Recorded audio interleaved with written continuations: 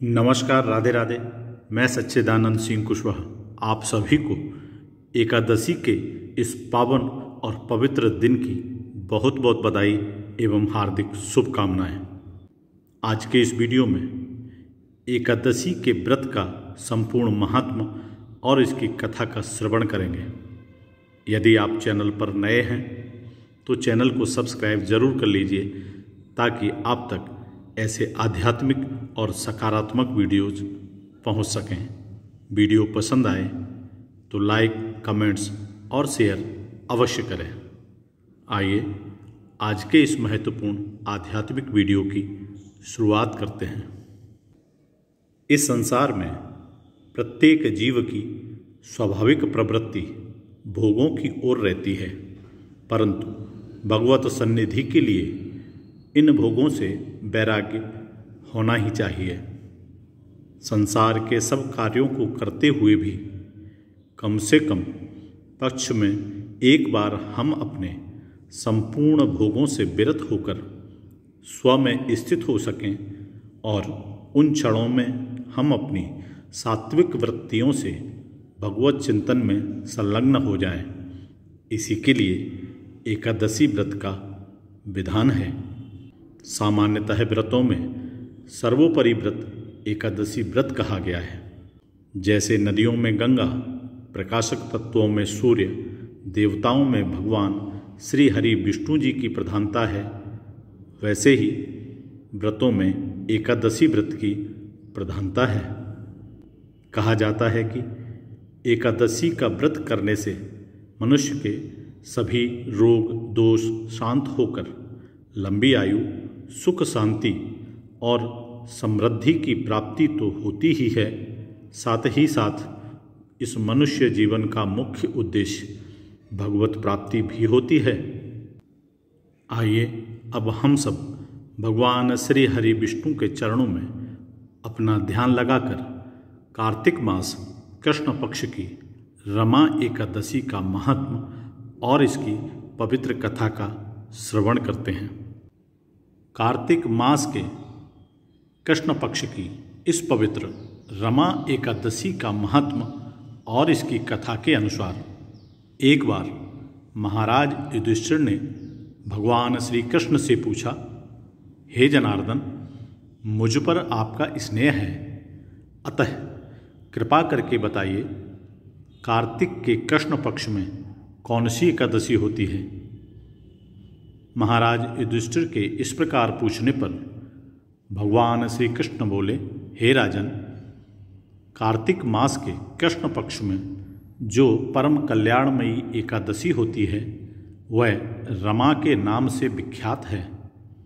रमा परम उत्तम है और बड़े बड़े पापों को हरने वाली है। पूर्व काल में मुचकुंद नाम से विख्यात एक राजा हो चुके हैं जो भगवान श्री हरि विष्णु के भक्त और सत्य प्रतिज्ञ थे। निष्कंटक राज्य का शासन करते हुए उस राजा के यहाँ नदियों में श्रेष्ठ चंद्रभागा कन्या के रूप में उत्पन्न हुई। राजा ने चंद्रसेन कुमार शोभन के साथ उसका विवाह कर दिया। एक समय की बात है, शोभन अपने ससुर के घर आए। उनके यहाँ दशमी का दिन आने पर समूचे नगर में ढिंढोरा पिटवाया जाता था कि एकादशी के दिन कोई भी भोजन न करे, कोई भी भोजन न करे। यह डंके की घोषणा सुनकर शोभन ने अपनी प्यारी पत्नी चंद्रभागा से कहा, प्रिय, अब मुझे इस समय क्या करना चाहिए, इसकी शिक्षा दो। चंद्रभागा बोली, प्रभो, मेरे पिता के घर पर तो एकादशी को कोई भी भोजन नहीं कर सकता। हाथी, घोड़े, हाथियों के बच्चे तथा अन्यान्य पशु भी अन्न, घास तथा जल तक का आहार नहीं करने पाते। फिर मनुष्य एकादशी के दिन कैसे भोजन कर सकते हैं? प्राणनाथ, यदि आप भोजन करेंगे तो आपकी बड़ी निंदा होगी। इस प्रकार मन में विचार करके अपने चित्त को दृढ़ कीजिए। शोभन ने कहा, प्रिय, तुम्हारा कहना सत्य है, मैं भी आज उपवास करूँगा। देव का जैसा विधान है वैसा ही होगा। भगवान श्री कृष्ण कहते हैं, इस प्रकार दृढ़ निश्चय करके शोभन ने व्रत के नियम का पालन किया। क्षुधा से उनके शरीर में पीड़ा होने लगी, अतः वे बहुत दुखी हुए। भूख की चिंता में पड़े पड़े सूर्यास्त हो गया।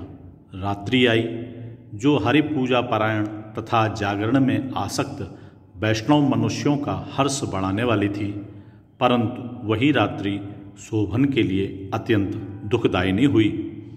सूर्योदय होते होते उनका प्राणांत हो गया। राजा मुचकुंद ने राजोचित काष्ठों से शोभन का दाह संस्कार कराया। चंद्रभागा पति का पारलौकिक कर्म करके पिता के ही घर पर रहने लगी। हे नरश्रेष्ठ, रमा नामक एकादशी के व्रत के प्रभाव से शोभन मदराचल के शिखर पर बसे हुए परम रमणीय देवपुर को प्राप्त हुआ। वहाँ शोभन द्वितीय कुबेर की भांति शोभा पाने लगा। राजा मुचकुंद के नगर में सोम शर्मा नाम से विख्यात एक ब्राह्मण रहते थे। वे तीर्थ यात्रा के प्रसंग से घूमते हुए कभी मदराचल पर्वत पर गए। वहाँ उन्हें शोभन दिखाई दिए। राजा के दामाद को पहचान कर वे उनके समीप गए। शोभन भी उस समय द्विजश्रेष्ठ सोम शर्मा को आया जान शीघ्र ही आसन से उठकर खड़े हो गए और उन्हें प्रणाम किया। फिर क्रमशः अपने ससुर राजा मुचकुंद का, प्रिय पत्नी चंद्रभागा का तथा समस्त नगर का कुशल समाचार पूछा। सोम शर्मा ने कहा, राजन, वहाँ सबकी कुशल है। यहाँ तो अद्भुत आश्चर्य की बात है। ऐसा सुंदर और विचित्र नगर तो कहीं किसी ने भी नहीं देखा होगा। बताओ तो सही, तुम्हें इस नगर की प्राप्ति कैसे हुई? शोभन बोले, द्विजेंद्र, कार्तिक के कृष्ण पक्ष में जो रमा नाम की एकादशी होती है, उसी का व्रत करने से मुझे ऐसे नगर की प्राप्ति हुई है। ब्राह्मण, मैंने श्रद्धाहीन होकर इस उत्तम व्रत का अनुष्ठान किया था, इसलिए मैं ऐसा मानता हूँ कि यह नगर सदा स्थिर रहने वाला नहीं है। आप मुचकुंद की सुंदरी कन्या चंद्रभागा से यह सारा वृतांत कहिएगा। शोभन की बात सुनकर सोम शर्मा ब्राह्मण मुचकुंदपुर में गए और वहाँ चंद्रभागा के सामने उन्होंने सारा वृतांत कह सुनाया। सोम शर्मा बोले, शुभे, मैंने तुम्हारे पति को प्रत्यक्ष देखा है तथा इंद्रपुरी के समान उनके दुर्धर्ष नगर का भी अवलोकन किया है। वे उसे अस्थिर बतलाते थे, तुम उसको स्थिर बनाओ। चंद्रभागा ने कहा, ब्रह्मर्षि, मेरे मन में पति के दर्शन की लालसा लगी हुई है। आप मुझे वहाँ ले चलिए। मैं अपने व्रत के पुण्य से उस नगर को स्थिर बनाऊंगी। भगवान श्री कृष्ण कहते हैं, हे राजन, चंद्रभागा की बात सुनकर सोम शर्मा उसे साथ ले मदराचल पर्वत के निकट वामदेव मुनि के आश्रम पर गए। वहाँ ऋषि के मंत्र की शक्ति तथा एकादशी सेवन के प्रभाव से चंद्रभागा का शरीर दिव्य हो गया तथा उसने दिव्य गति प्राप्त कर ली। इसके बाद वह पति के समीप गई। उस समय उसके नेत्र हर्षोल्लास से खिल रहे थे। अपनी प्रिय पत्नी को आई देख शोभन को बड़ी प्रसन्नता हुई। उन्होंने उसे बुलाकर अपने वाम भाग में सिंहासन पर बिठाया। तदंतर चंद्रभागा ने हर्ष में भरकर अपने प्रियतम से यह प्रिय वचन कहा, नाथ, मैं हित की बात कहती हूँ, सुनिए। पिता के घर में रहते समय जब मेरी अवस्था 8 वर्ष से अधिक हो गई, तभी से लेकर आज तक मैंने जो एकादशी के व्रत किए हैं और उनसे मेरे भीतर जो पुण्य संचित हुआ है, उसके प्रभाव से यह नगर कल्प के अंत तक स्थिर रहेगा तथा सब प्रकार के मनोवांछित वैभव से समृद्धशाली होगा। नृपश्रेष्ठ, इस प्रकार रमा व्रत के प्रभाव से चंद्रभागा दिव्य भोग, दिव्य रूप और दिव्य आभरणों से विभूषित हो अपने पति के साथ मद्राचल के शिखर पर विहार करती हैं। राजन, मैंने तुम्हारे समक्ष रमा नामक एकादशी का वर्णन किया है। यह चिंतामणि तथा कामधेनु के समान सब मनोरथों को पूर्ण करने वाली है। मैंने दोनों पक्षों के एकादशी व्रतों का पाप नाशक महात्मा बताया है।